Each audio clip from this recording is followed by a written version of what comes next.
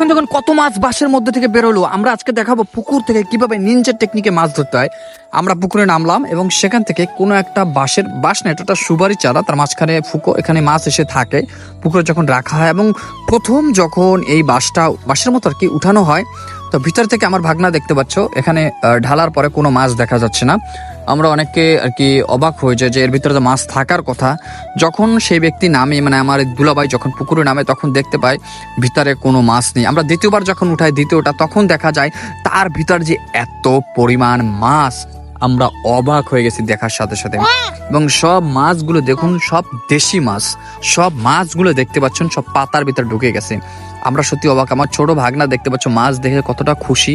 এবং এখানে মাছ আছে স্পেশালি শিং মাছ, তারপরে তোমার কই মাছ, সবগুলো মাছ আছে, সব দেশি মাছ। এবং মাছগুলো সত্যি দেখতে খুবই সুন্দর, খুবই সুস্বাদু। আমরা জানি দেশি মাছের তুলনা হয় না, দেশি মাছ অ্যামেজিং।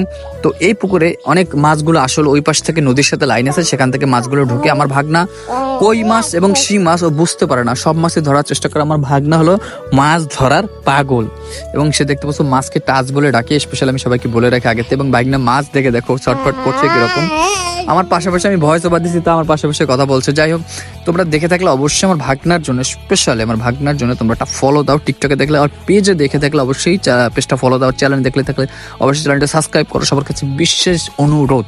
আর আমরা এরকম নেক্সট আরো অনেক গ্রাম ভিত্তিক ভিডিও দেখানোর চেষ্টা করবো, প্রাকৃতিক এবং সৌন্দর্য আমাদের গ্রাম সাইডে ভিডিও তুলে ধরার চেষ্টা করবে। দেখুন শিং মাছটা ধরার চেষ্টা করছে আমার দুলাভাই। শিং মাছে যদি একবার হাল দেয় বা গুঁতো দেয়, তাহলে কিন্তু তার কষ্ট খুবই ভয়ানক, যারা খাইছে তারা জানে। সো এখানে দেখো সে মাছ ধরার টেকনিক দেখো, সে আস্তে ঘাস মাছ, আর আমরা ভুল করছি এখানে ঘাস পাতার মধ্যে, ময়লার মধ্যে মাছ ফেলে। তো এতটুকু দেখানো চলে। এইসব মাছ পেয়েছি, ভালো থাকো।